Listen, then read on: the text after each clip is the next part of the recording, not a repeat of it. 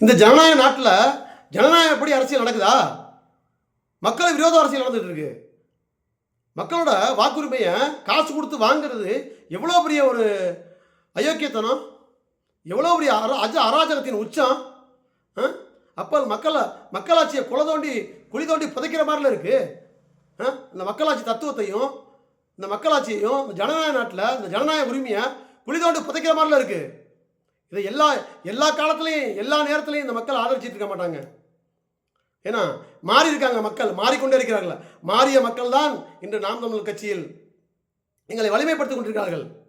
இன்னைக்கு தனித்து இந்தியாவிலேயே தனித்து போட்டியிட்டு 234 தொகுதியிலும் தனித்து போட்டியிட்டு இன்னைக்கு 3வது பெரிய கட்சியாக அங்கீகரிக்கப்பட்ட கட்சியாக எங்களை மாற்றி நிப்பாட்டியிருக்கிறார்கள்.